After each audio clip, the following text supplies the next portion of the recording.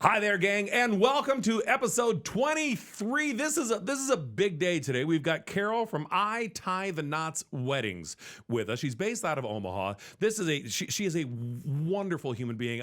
Full disclosure, Andrew, I have been stalking seems like the wrong word, but I have been trying to connect with Carol forever. I learned about her and her services over a year ago, and she does an amazing job. And one of the things that gets forgotten in weddings is the wedding.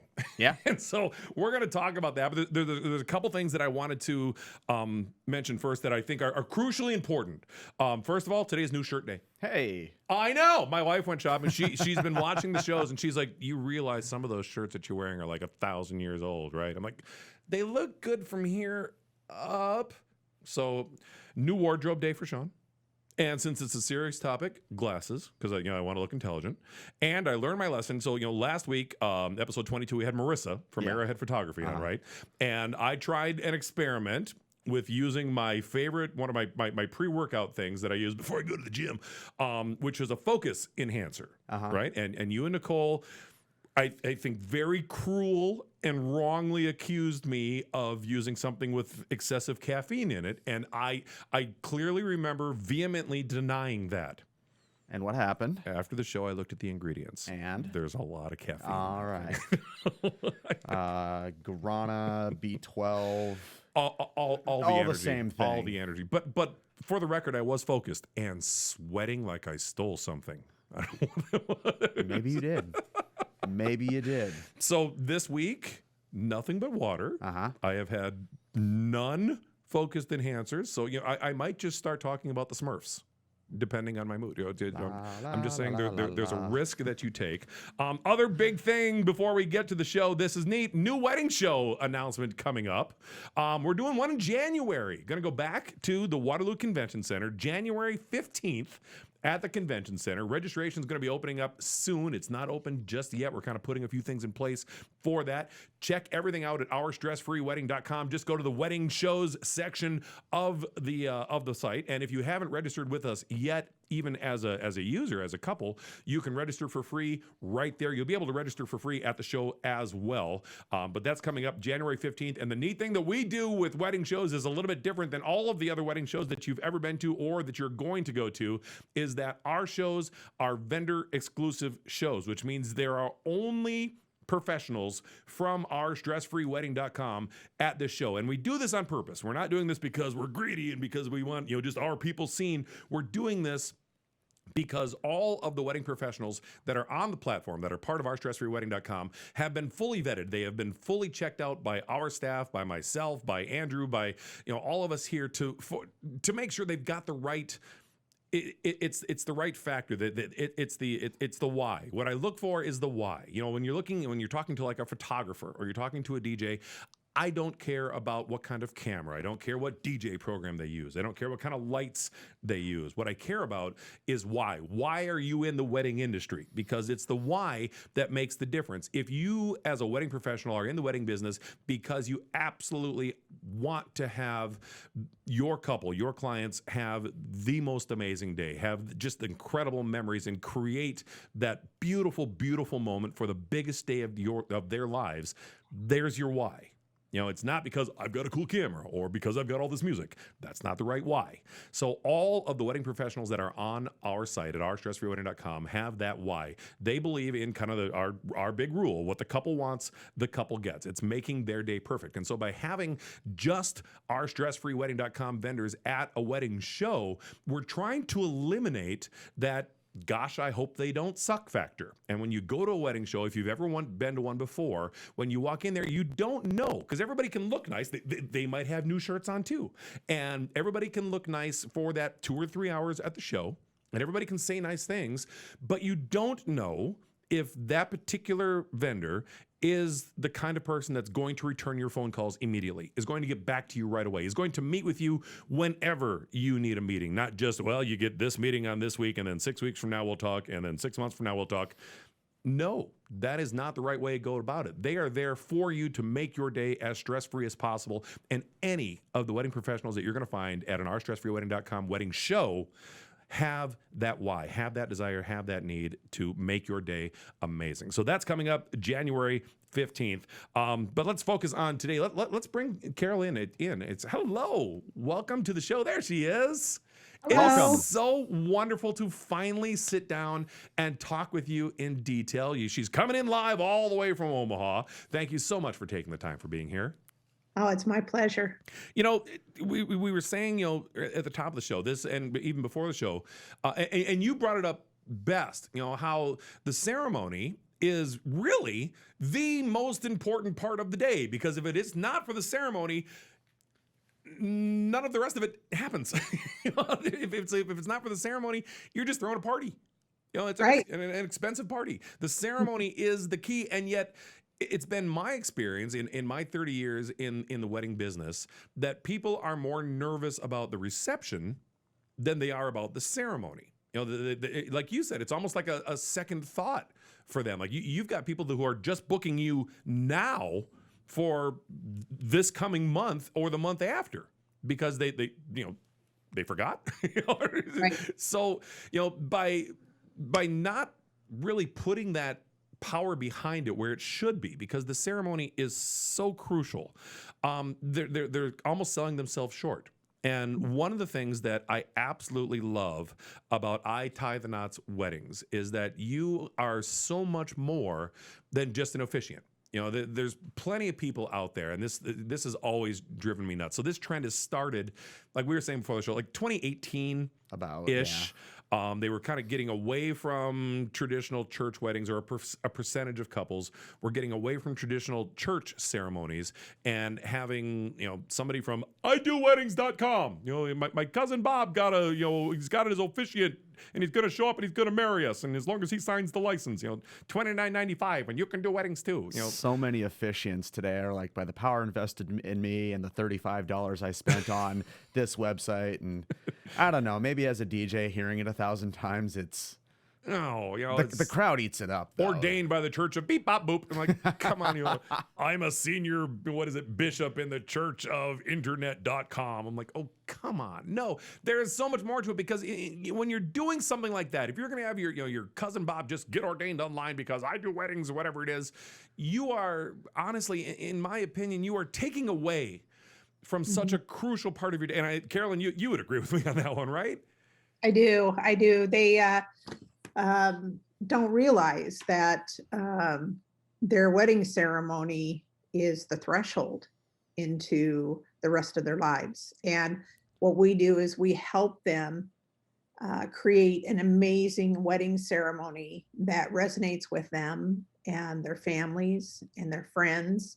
And people are really glad at the end of the ceremony that they were there to attend, and they didn't just skip the ceremony and come to the reception. So much. Absolutely. And that's a perfect summary. And there's been so many couples that I've spoken with, and they're infinitely more, I would say 99 out of 100 are infinitely more nervous about the reception than they are about the ceremony.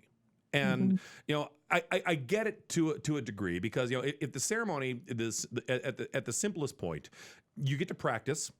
They tell you tell them where to stand. You feed them the lines so they don't have to memorize anything. So that they walk through the process. It makes it very simple for them.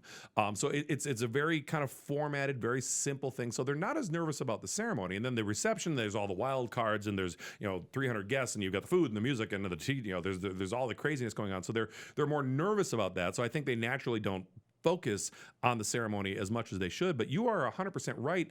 The ceremony is laying the groundwork. And this is what I love about what you in particular with I Tie the Knots Weddings does, is that you are so much more than just showing up and being the officiant for their ceremony. And we're going to get into that in more detail. But let's start simple. How did you get started in all of this? Well, back in 2010, my son decided he'd like to get married, but they wanted to get married outdoors. And our pastor wouldn't come outside the church to marry them. So he's a great problem solver. So he asked one of his college professors who taught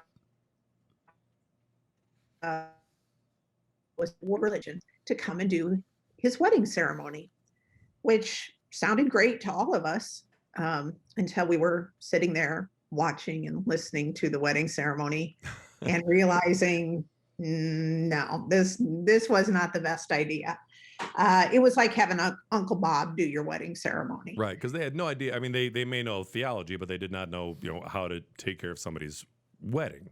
Exactly. And, he got he was already ordained, I guess. He had done a wedding or two before, but there wasn't the power behind it that I knew that wedding ceremonies carried or could carry. So I had just finished a cancer journey, and it was very apparent to me that my life in front of me needed to be in this realm. I'm not holy roller, super religious.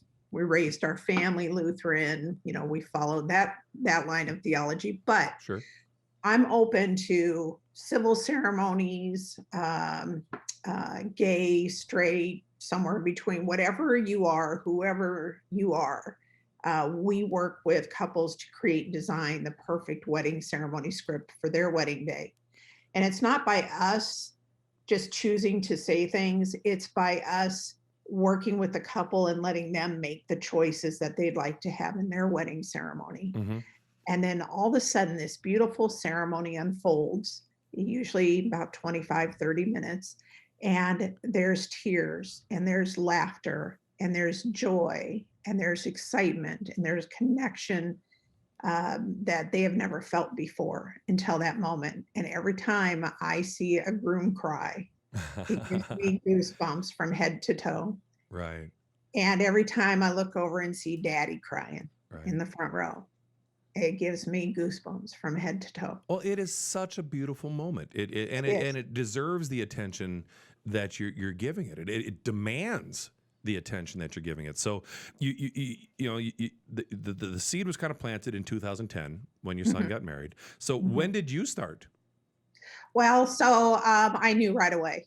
I knew right away that I could do it so much better and so much with more intimacy and meaning. Yeah. So I talked to my son and said, hey, I'm going to go in this direction, and this is what I want to be doing.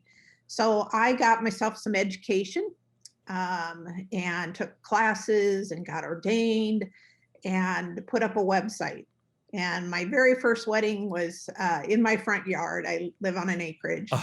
They came down from Iowa like the next day after our website went live.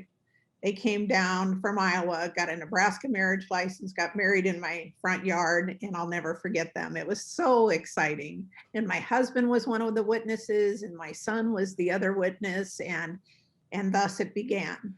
So that was love it. Yeah, my first year in business. And by the end of my first year, I was exhausted because I had done so many weddings. There was such a demand. So so this would be about 2012? About 2011. 2011? Okay. Yeah, so we got the website up and going in 2010, and the first wedding season was 2011. And by the end of the wedding season, I was just exhausted. I said, I can't do this all myself. So we built a team, and now we have 10 wedding officiants who do lots of ceremonies every weekend, and we enjoy every single one of them. And we take care of every single couple with kid gloves and walk them through the process. And by the time it's time for their ceremony, they are so excited and just want to be able to get married and experience that feeling and walk down the aisle as husband and wife. I love it. Oh man, I just see. Yeah. And, well, first of all, you had mentioned it, and you just kind of mentioned it in passing, but I think this is worth bringing up in case somebody missed it. You are a cancer survivor. Yeah, is that what you said? So congratulations on that. Congratulations. That is absolutely wonderful. I know Andrew's dad is a cancer survivor as well. Wonderful. So for us that is something. In fact, Donna at Bambino's. They do desserts and stuff. She is a cancer survivor as well, and we're going to have her on the show here in a few weeks, and it's going to be a great show. And it just, God bless you for surviving and for fighting through that, because the strength that it takes. I've not had to personally deal with something like that. I know my one of my grandfathers had cancer, so I was affected kind of, as a grandchild, as I was relatively young. Right.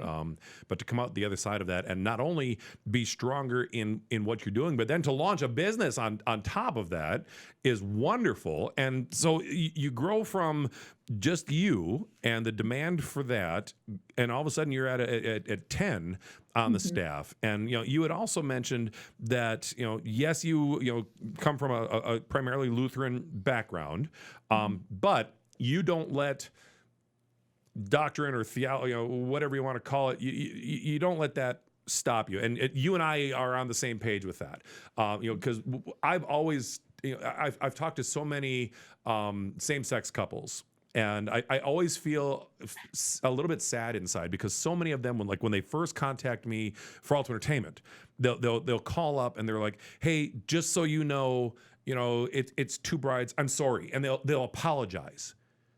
And I always tell them right away, I'm like, you have nothing at all to apologize for. If the universe or God, however you want to put it, has brought you together, and you have found someone that loves you and completes you and just finishes who you are, and the two of you are better together, hey, great.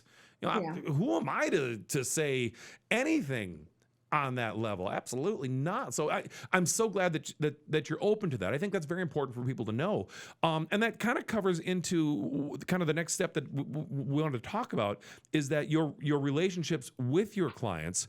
You had listed 4 of them on your website. You've got civil, religious or spiritual, intimate, and elopements or micro weddings. So let's kind of break those down a little bit. So let's start simple, like a civil ceremony. So how does something like that look? A civil ceremony is just kind of what you would expect at the courthouse, where it's short and sweet. In the state of Nebraska, you have to say "I do" vows to one another to commit yourselves to one another to make it legal. And then we sign off on the paperwork. So it's short and sweet and just takes care of business. And, that's maybe 10% of our business. But we want to offer everything to all couples.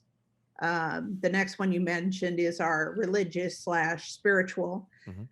So that's people that would like the mention of God in their ceremony, perhaps a prayer, the word blessing, that type of thing. And then for non-religious ceremonies, we just leave those words out. And it's still a beautiful ceremony. It's just without the mention of God or anything religious. And then an intimate ceremony is a lot of times where it's just the two of them and maybe a few friends, like 2 or 3 friends that gather around, and we do a small ceremony for them. And it's a little more than just like a license signing or a civil ceremony. It's more of a little bit of a love story. Sure. And we take care of those couples. And the elopements and micro weddings. We do so many elopements. It's just incredible.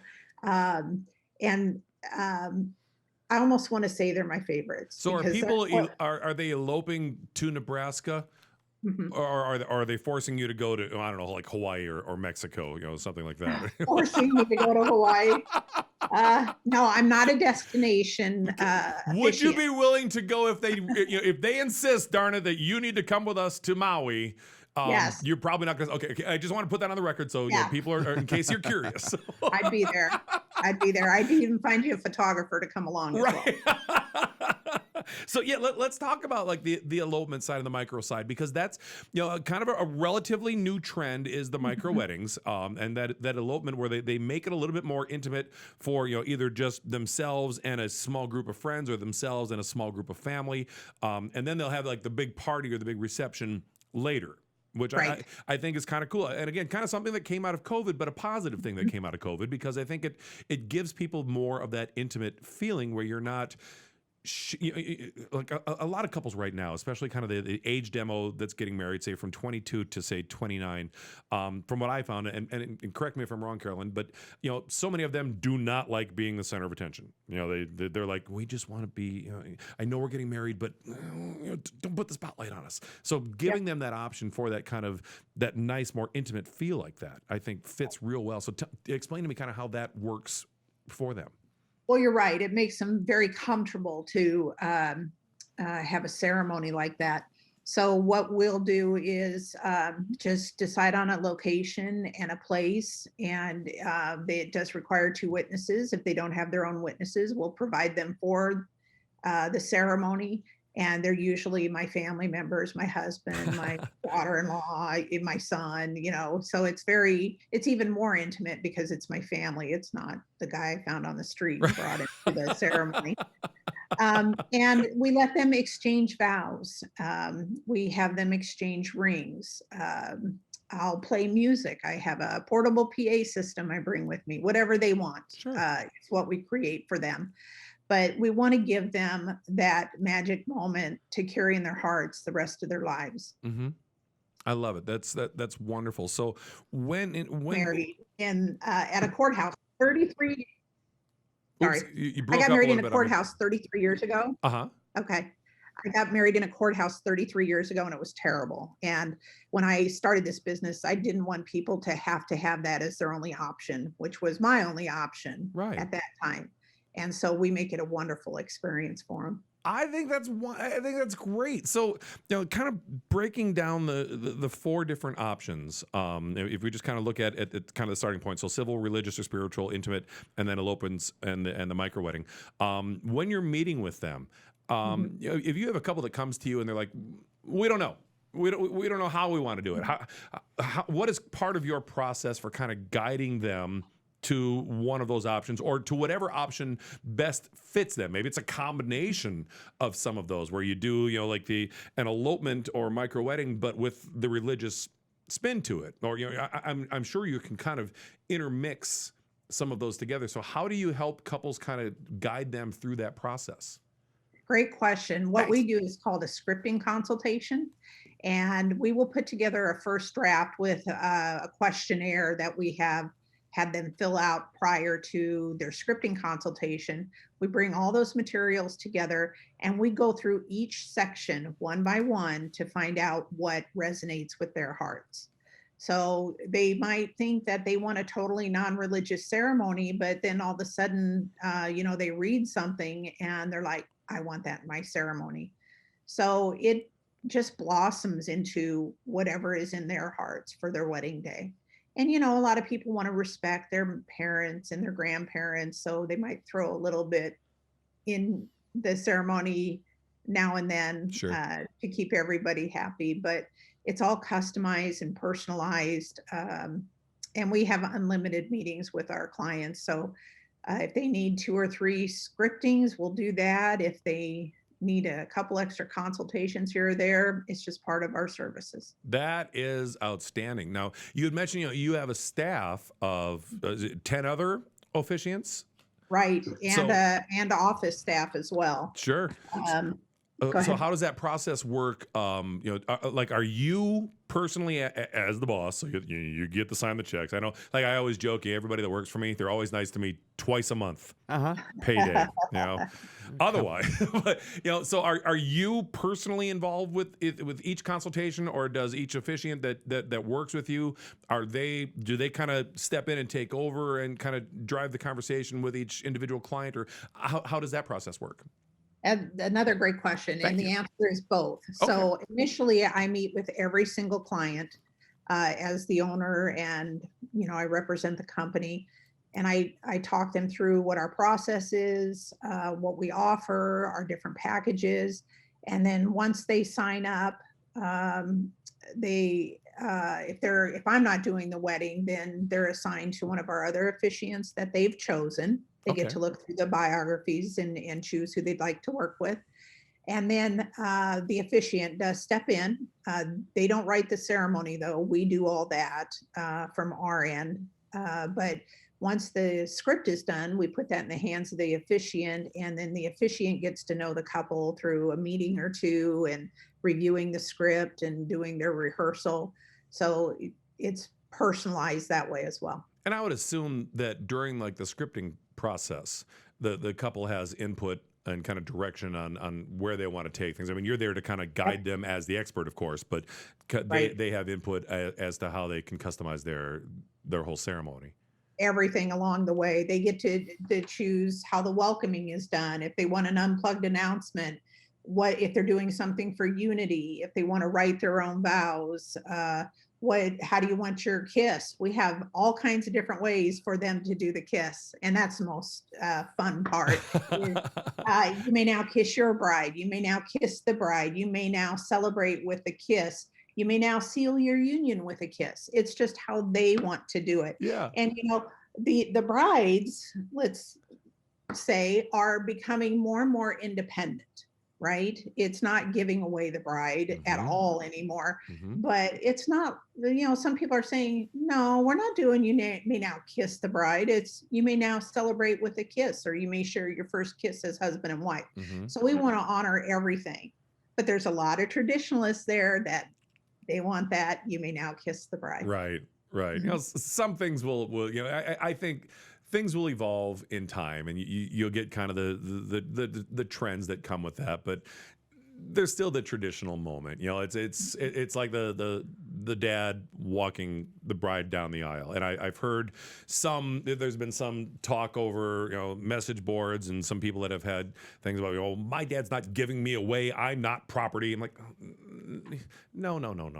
This is not a property thing. This is a beautiful tradition of just, watching your daughter grow up, the person that you've raised to be the woman that she is today, or at least, have some impact on that. And just kind of that final big daddy moment, Well, I'll tell you, we did change the wording a couple years ago that I don't even know if I remember what we used to say, but now we say, who presents this bride to be married today? Because it was always traditionally, who gives this woman away, or who gives this bride away, which I get, vocabulary wise. So we changed it. I think that's great, and that's definitely it's a good pivot. It makes sense, and I think it's much more balanced. It's not as old school kind of stuff like that. So I fully agree. And see, stuff like this always gets to me because I don't have daughters. I've got all sons, and so I don't get to walk my son down I could. Oh, I could totally do that. He would kill me.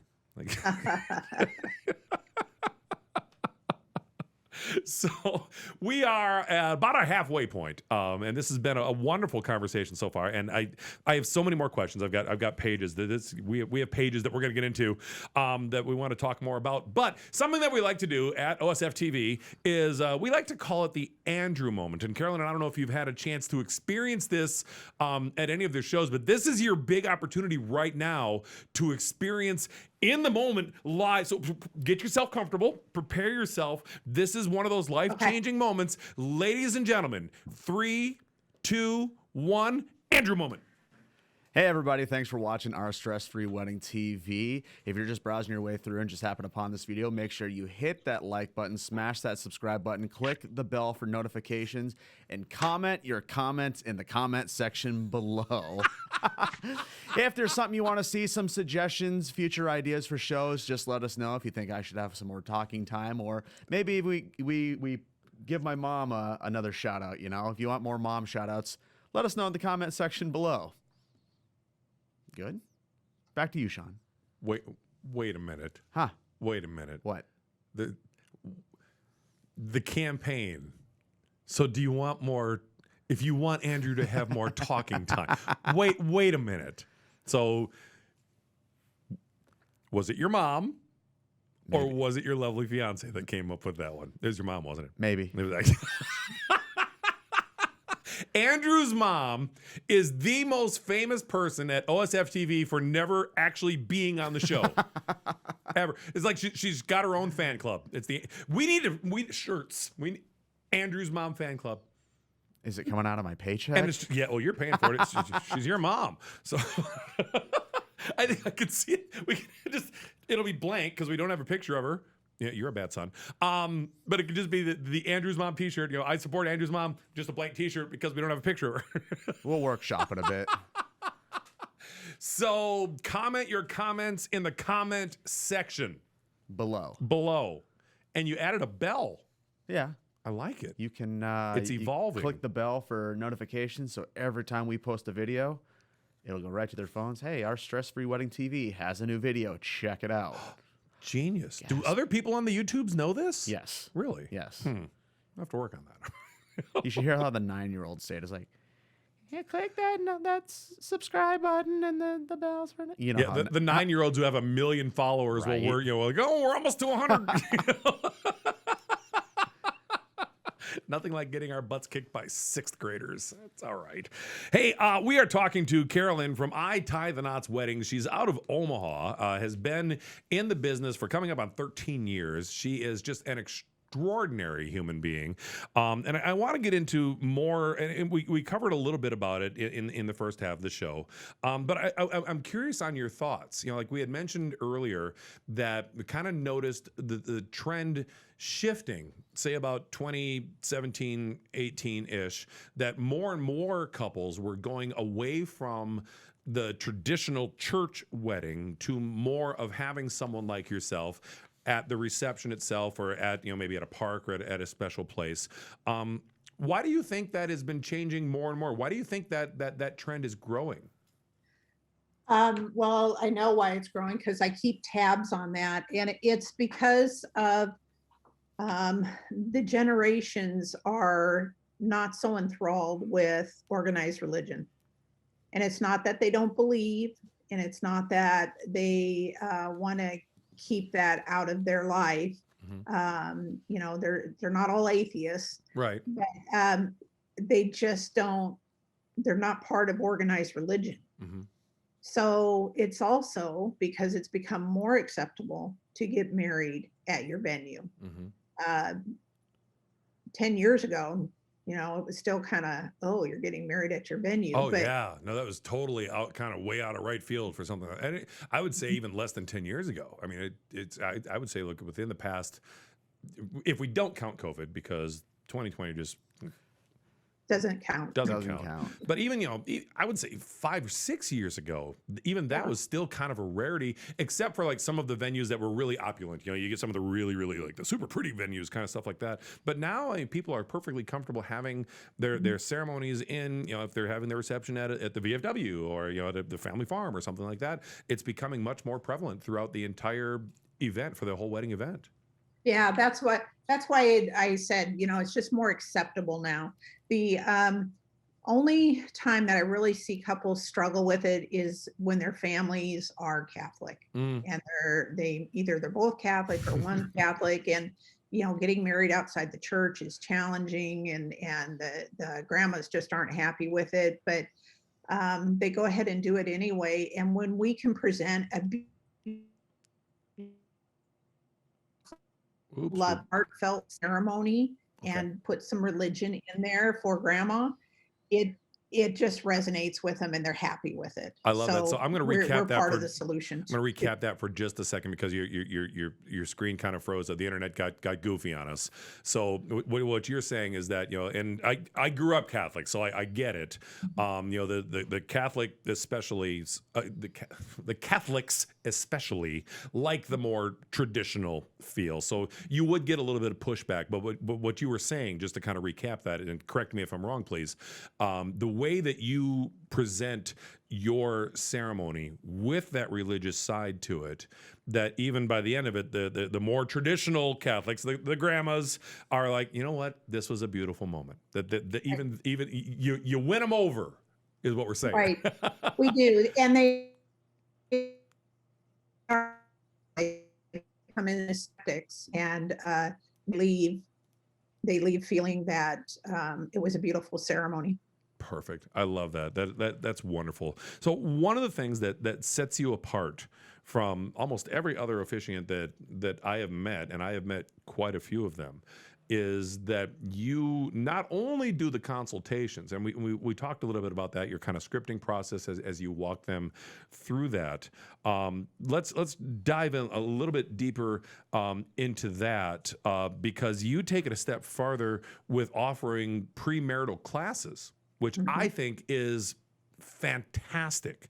So let's start talking about that a little bit. Like let's start with just what got you into offering that as a service? What made you think, oh, we should do classes? Well, just like every other part of this business, it's because of the need. There was at one time an officiant pastor that was doing classes in our area, and he moved out of state, and it left a big hole. And it was just prevalent. I knew I needed to do it, not for myself, but for my community. So I took the classes, got the education, and started offering the SYMBIS premarital classes to all our couples. So let me stop you there for a second. So what classes and education did you take that that helps you help them? So how did you educate yourself to be able to educate other people? So SYMBIS is an acronym for Save Your Marriage Before It Starts. Nice. And it's a program that's been around for, over 30 years. And they offer the education classes to be able to become a SYMBIS facilitator. And I do classes not only for our couples, but other officiants refer their couples to me to take the classes. And I'm on their national registry. So I do classes with couples all over the United States. Wow. How long have you been offering that as a service? This is my 4th year doing that. And of the number of ceremonies that you do, so in like the wedding season, the number of bookings that you that I Tie the Knots Weddings does, what percentage of your clients take the classes? Who takes advantage of that? Well, the elopements and micro weddings don't take the classes. Those are like the ones happening next month or, at Christmas or whatever. But of the rest of them, about 80% take the classes. That's a big number. That is a very impressive number of people that are doing that. It's optional. And I know, like when I got married a million years ago, we were required because we went through the church and we were required to take premarital classes. And this generation, did you too? Sarah and I are currently going through it. Yeah. Okay. We had to take like this big quiz, and they're like, take it separately. So, hey, what'd you get for number 31? Did you cheat? You cheated on your premarital classes? I did not. But it's the quiz we took was, have you talked about how like pets would affect your relationship, or having kids, just a bunch of different factors and things like that. But yeah, we're currently going through the steps of premarital classes. But you're going with a traditional wedding too. Yes. So you're going through your church. Yes. For that. And this is one of the things that I think is interesting is that usually when people use an officiant, where they're bypassing the church, they're not as apt to do something like this. At least I thought until you told me, 80% of your clients. That's a substantial number of people that are voluntarily taking these classes, which I think is cool. So, like Andrew's talking about, like with the classes that he's taking, are you pets people? Are you fish people? Are that kind of stuff? I don't know, fish. The fish are next to us, and I just wanted to bring them up. But so tell me more about the SYMBIS program. What kind of questions do you ask? What do you explore with them as part of the curriculum? So they take a SYMBIS assessment. It's 300 questions. Wow. And it has everything to do from, do you want pet fish together? Are your finances? See, I knew fish would be a big part of it. And that's a big section. How do you handle your how do you handle your finances? Finances. Okay. Yep. Yep. Individual, you keep everything separate. Are you going to have a household account where you share expenses? That's a big section. But the other sections in there are about just your personalities, your, like we were talking, your love language, what makes you feel good in your relationship. You learn more about yourself and you learn more about each other.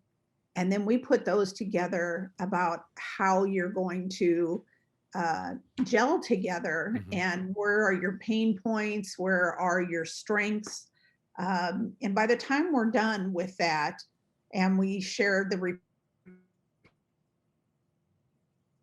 Oh, we lost you a we're little bit going on through there. at the Let me end. back you up a little bit on that, Carol, because Oh, you said by okay. the time they're done, and pick it up from there, because our internet got a goofy on us again. So by By the the time, time they're done taking the classes, they get a copy of the report.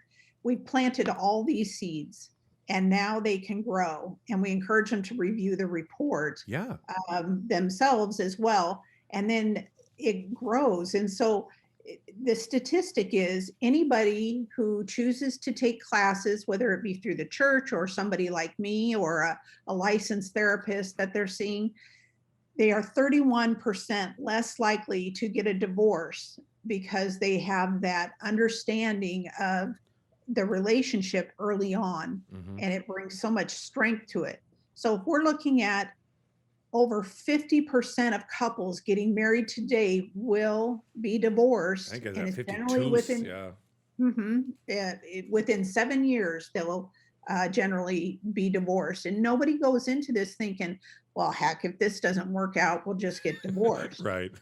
But if you go into your marriage strong, you have these classes behind you, you have a deeper understanding of yourself and your partner and how your relationship will work. It just, you've got such a better chance of surviving, like luckily like I have for 33 years. Well, congratulations on 33 Thank you. years. That is wonderful.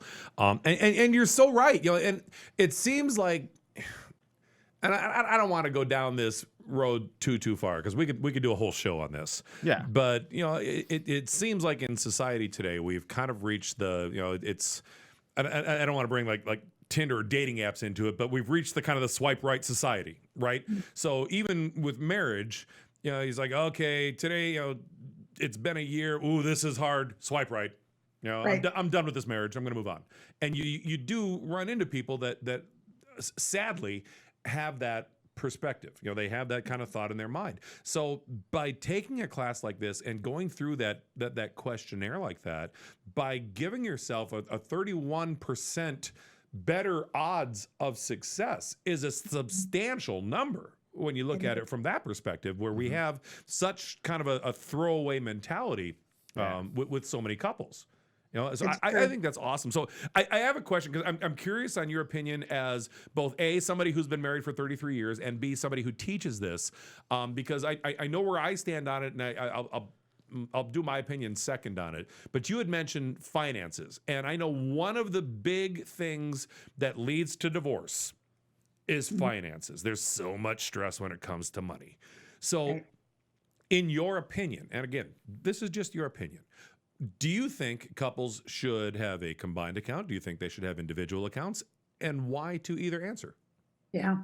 Well, one of the great things is I have a financial background. So I asked the right question. Yay, go for it. I really focus on this with couples because it is, the two things that people argue about the most is money and money. So the way that, in my opinion, is the best is that when people get their paychecks, that they go into their individual accounts, but that they have a household account where they can combine household needs. So that's for the mortgage, that's for the rent, that's for emergencies, the water heater that goes out, it's for the utilities, it's for the groceries, and also it's for dining out. I'd say for the vacations and the fun times. Well, and that can be generally a separate account, because this is just like a monthly household account. Okay. And so then if just think about it. If they go out to dinner and they have separate accounts, it could be a point of contention, right, that I bought dinner last time. Right. Yeah, but I don't have any money. Well, then we shouldn't have gone to this expensive restaurant and Right. you should have told me beforehand. Right. But if it's in the household account and we're going to use that debit card to buy dinner, we just budget and fund it. And I really teach people how to budget their money. And budget has been a 4-letter word in everybody's mind, but we changed that. I think you're spelling it wrong without budget. I think you're. But it's something that you do for yourself. Right. That this is how much money we have coming in. This is how much I have going out. And then this is wonderful. Look at all this money we have left. What are we going to do with it? So let me go Right? back a little bit because Instead of just our absorbing it. the internet it kind of cut out us a little bit. So you were talking about it happens with the next time you're driving all the way in to the studio. We're going to make you come all the way in. You budget that for our next meeting. But you're right. Just to kind of summarize where I think you're going. And again, correct me if I'm wrong. But by having that kind of third account that you're both feeding into, that does eliminate the going out to dinner factor. If I'm making a 6-figure salary and my wife is not, and I want to go to the fancy restaurant, but this is her turn to pay. Right. Now she's going to feel bad because she can't afford that, or I'm going to feel, you get that superior, oh, I can afford to go. Why can't you? I know a couple. And to this day, I'm honest to God, I'm amazed they're still married, because the husband makes easily $1 million. He's a millionaire. He is a millionaire. The wife has been a server at a restaurant for years. She loves it as a server. They have separate accounts. She has to save if they're going to go on vacation, because she has to pay her own way to go on vacation. And if she can't afford it, he's like, well, I'll send you pictures. He's been to Europe. He's been to Hawaii. He's been to the Middle East. He's been to all these places. She can go when she can afford it. And it's just always blown my mind that, because I know that it affects her in an adverse way. That's selfish in my opinion. And so there's a term for it. It's called financial abuse. Sure, absolutely. Like one of the pastors at our church, and my wife and I go to Prairie Lakes. One of the pastors at our church, and I tend to believe this one as well, or kind of agree with it, is that couples that have completely separate accounts are in essence practicing for divorce, because you've already got everything. You've already got your assets separated. So, now there's no, if you decide to go your separate ways, hey, I've got my account, you've got your account, we're good. So by having that combined account, not only will it help alleviate stress and kind of balance things out between the two of you, it also adds another connection, another tie to your relationship. Would that be an accurate statement to say? Yeah, I think that's accurate. I do know some couples that are successful keeping everything separate, but with the household account, I also recommend that they prorate it or adjust it according to income. So if he's making 10 times more money than she does, then he should be putting in 10 times more into that central household. So for every 1,000 that he puts in, she should put in 100. I mean, if they both do, say, 10%, if they both do 10%, then it's fair on both levels. Right. Absolutely. Right. Absolutely. Yeah. I definitely like that idea too. When I was, You're welcome. No charge. I mean, definitely the savings account, like for eating out and such. I was swiping through the TikToks the other day, and it was one of those things where it's like, hey, what should couples, how should they manage their money? And I had talked about this with Sarah. I'm like, hey, this sounds kind of like a good idea. One of them was the account for bills, the mortgage, things like that. One of them was, it said a savings account that you both put X amount in per month based on how much you make. But it also said a savings account that requires 2 signatures to take money out. That way, one person can't be like, I'm taking off. Oh, by the way, to the casino. I drained all the money. And the other one was you each have your own individual accounts. And that way, that's for, if I have a I'll call it a vice that I like to spend my money on. Feed your jersey addiction. Yeah, is maybe. where you're Yeah, going with yeah, this. yeah. Andrew has a bit of a hockey jersey addiction. Or it's, why has all of our money gone to, a puzzle company or something like that? If you have those individual accounts, it's like your play money. And it's like, yeah, having those different groups where you diversify your income. Right. I feel like it's not going to hurt. Right. Absolutely. I love it. And again, we could do a whole show on the financial side of putting things together. But I want to move on with you had mentioned love language as part of your processes. And there are 5 different examples of love language that you have listed. It's words, time, gifts, acts, and touch. Can we kind of briefly go over your definition of what is...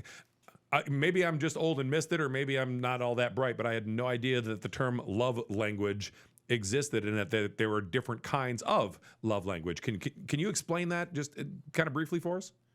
Yeah. And just for everybody, just jot this down. There's a website called, so you can take a love language quiz, and it's the number 5 and then the word love and the word languages.com.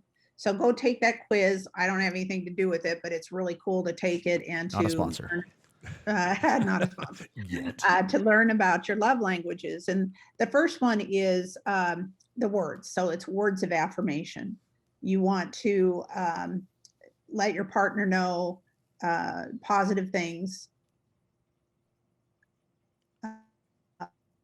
promote them, make them feel warm, and let them know that you love them. So that's really important. And time, well, that's quality time, spending quality time together. And, is sitting on the couch looking at your phones and not communicating quality time? No. But is sitting on the couch watching a movie together and putting the phones away during that time, is that quality time? Absolutely. Gifts. So receiving gifts, thoughtful gifts.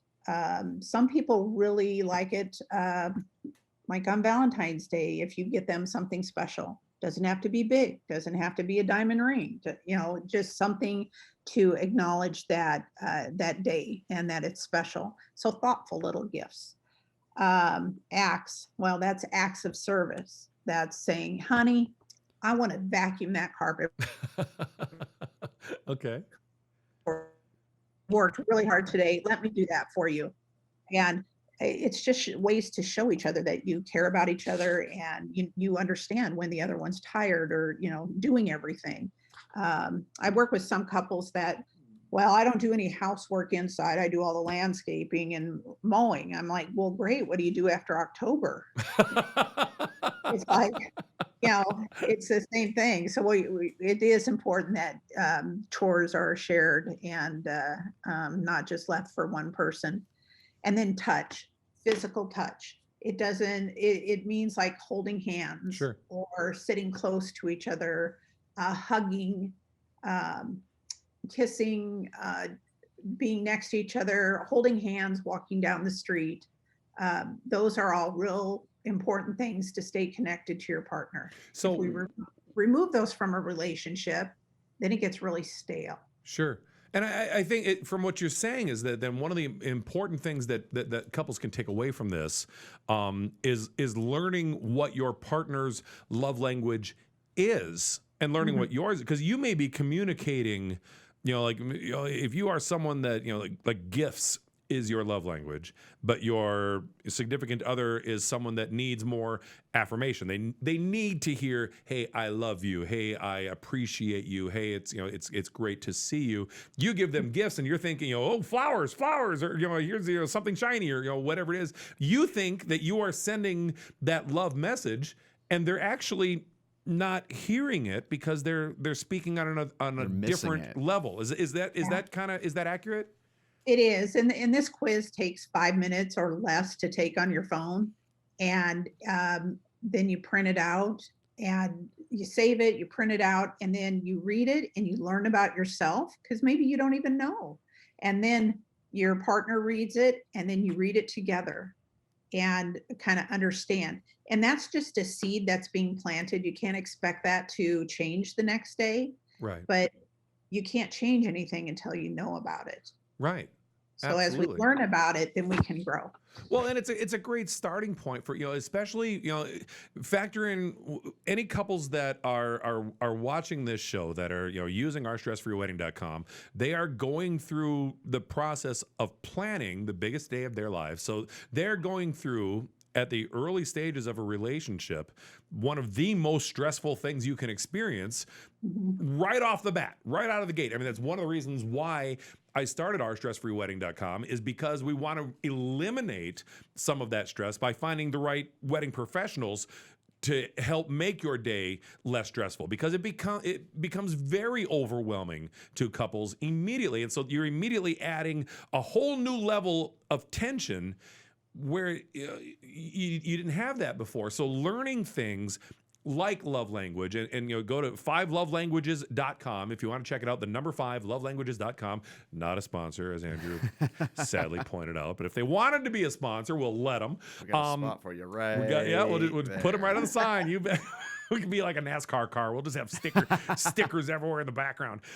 So along that same line, so you got love languages. Then you also talk about how to love, and you have 4 important points. I think it's communicate well and often, explore new ways to stimulate, do physical affection, and then premarital counseling. So these are all kind of things that couples, again, kind of knowing that they've got this giant stress of planning the wedding over their head. So they're already kind of weighed down from that. You've got 4 really good tips to help them evolve in their relationship. And then once the wedding's over, they're officially married, these 4 tips can carry on into their relationship. I mean, you've got 33 years of experience to prove that, hey, this works. So let's expound a little bit on those 4 points. Communicate well and often.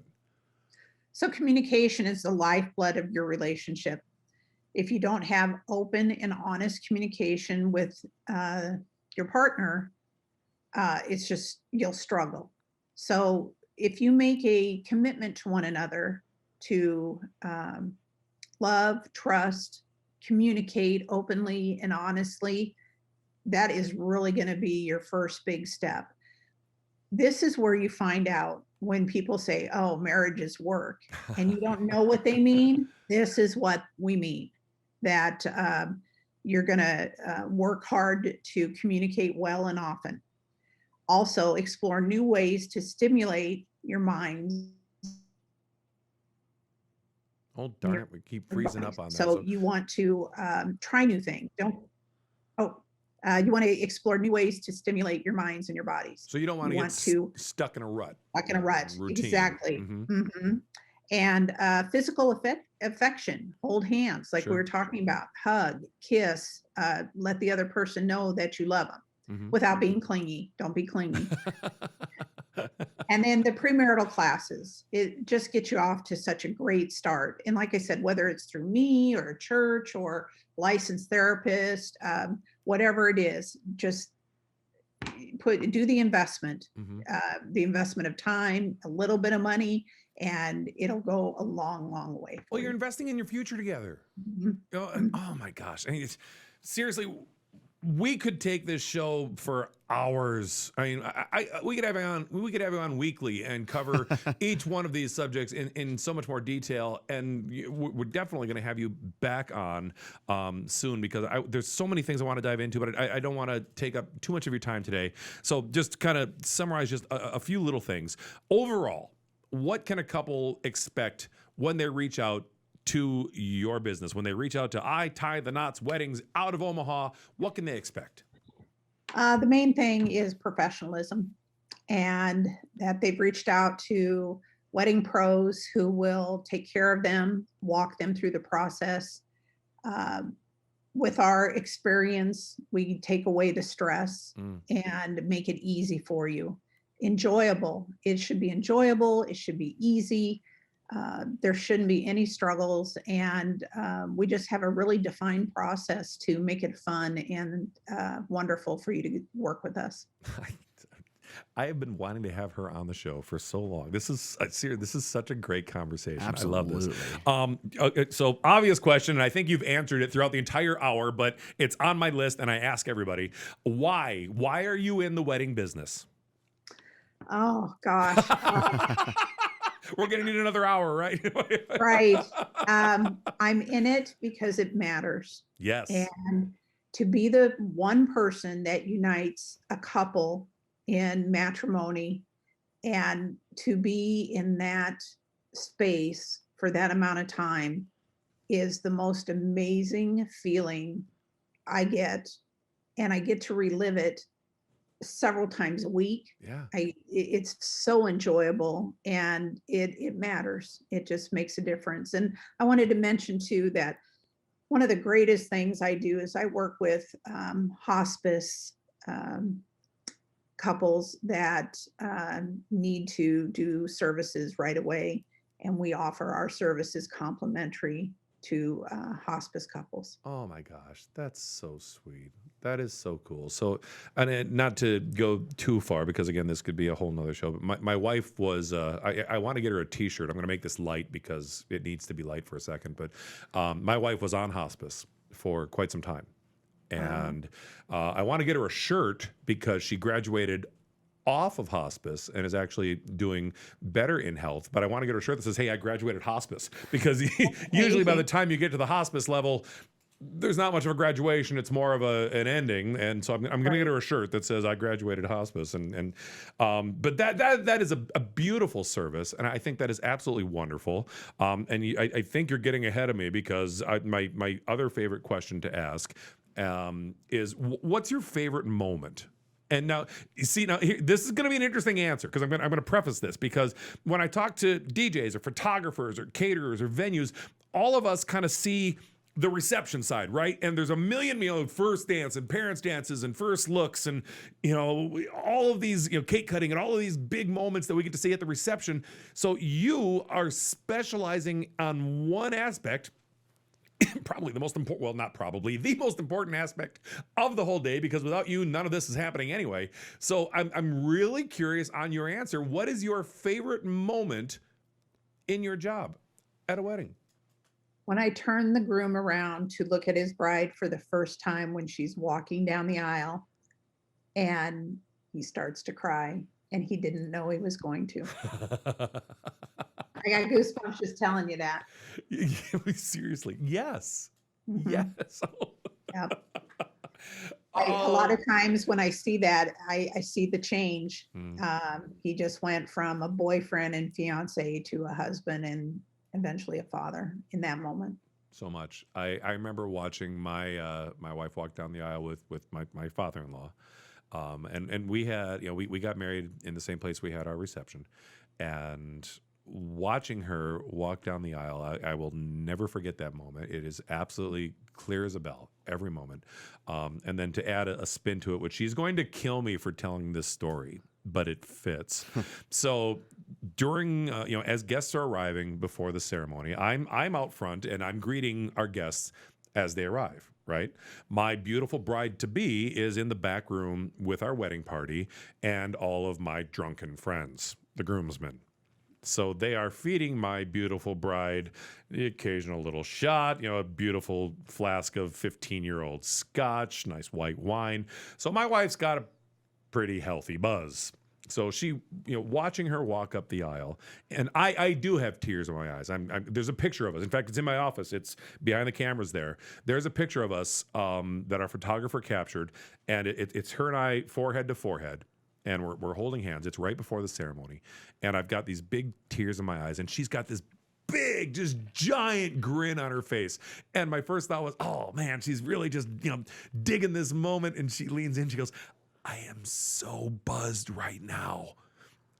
And I'm like, "It's cool. Just say I do at the right time." So I'm the one that's crying and all emotional. And she's got this big, goofy grin on her face. Yeah, and you probably didn't expect to cry in that moment. I did not, as I'm really, I've been in the wedding business for 34 years. I'm kind of, used to it. I mean, I love, I love the moments, and there are emotional moments. And Andrew, you're the same way. We're both, manly enough to say that we're emotional men. But you see the sweet moments, and as a wedding professional, like, oh, that's really cool. And then you don't get teary eyed. And at my wedding, oh yeah, total, all mushy. So final question that I always ask everybody, and I think your answer for this is a very important one, because of the idoweddings.com and icangetordained.com and all of those things like that. So my question to you, and I always ask everybody as a final question. You have a couple that truly, truly, truly loves what you do. They love everything about what I Tie the Knots Weddings in Omaha does for their clients. Unfortunately, for whatever the reason, you cannot help this couple. You're completely booked up. Whatever it is, you can't help them at all.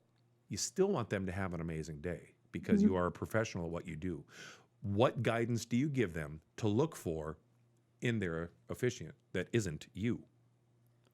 Well, I then make recommendations of other professional officiants that I trust. And I will even reach out to them while I'm on the phone or on a Zoom meeting with the couple to check their availability and try and help them find a professional officiant and deter them from going to Craigslist or, Facebook weddings. Woohoo! And I also say, make sure that when you do sign up with somebody that you make a deposit and you sign a contract, because if you don't, they're not professionals, right? And they can flake out on you. And we Absolutely. don't want that to happen. Many times we have to dive in and cover for somebody else that didn't show up or dipped out on them at the last minute. We have that a lot more than you think. Oh, I'm not surprised. Yeah. So we want to be the solution and not the problem. Awesome. I love it. Andrew, can we bring up her page at Our Stress Free here? Absolutely. Let's show that. So if you want to learn more about I Tie the Knots Weddings, Carol Lynne, and she's in the picture there on our page, we've got all kinds of great information, and we've taken it a step further. One of the things that we like to do, and we've mentioned this on plenty of shows, is that we like to build our clients' listings to give as much information as we possibly can to inform our couples with as much as we possibly can for their big day. So we've got, like you've got the little YouTube video in here about your classes, about the SYMBIS assessment that people can watch on there. And then we've got all kinds of great resources with links to those resources that people can use. And of course, if you find something that you're interested in or you want to learn more about it, all you have to do is connect with them right there, our little connection button. And we're actually having our team work to make this even bigger and easier for people to see. But all you got to do if you are a registered couple, a registered user on the platform, is just click that connect button. Sends a little message over to Carol Lynne, and that gets the whole process started for them. It's wonderful. It's easy. It's simple. It's stress-free. It's what we do. Carol Lynne, you have been an absolute pleasure. This has been so great. Is there anything that you would like to say? Anything that I missed? Anything else? No, I just want couples to be able to envision a beautiful ceremony and put it in the forefront and give it the homage and respect that it deserves. And their guests will thank them for it. Wonderful. I was kind of hoping she was going to compliment my new shirt, but apparently not. Sorry. I haven't worn orange yet, so. The side B is that having a company like yours just to help take the stress away and alleviate that and not put that on the couples themselves without having to hire a high-end professional planner. Mm-hmm. That helps a lot too. Well, thank you. All right, I'll let the shirt thing go then. That's very sweet of you. Thank you so much. You have been an absolute wonder. We are going to have you back on the show. Our goal for next year is to get into more wedding shows across the state of Iowa and even into your part of the world in Omaha. We love our vendors that are in Omaha as well because you guys kind of cross borders back and forth, and so we are hoping to get together here in the immediate future and actually have something face to face that we can offer to couples as well. and you will certainly be a part of that. Hey, for everybody out there, thank you so much for watching. We truly appreciate it. Like Andrew says, please make sure you comment your comments in the comment section below. Right? And we're starting a movement for Andrew's mom to get her on the show, and apparently a movement to give Andrew more time on the microphone. So, all kinds of options. But as always, thank you so much for watching. We certainly appreciate your time. We certainly appreciate you being at ourstressfreewedding.com. And as always, you have a stress-free day.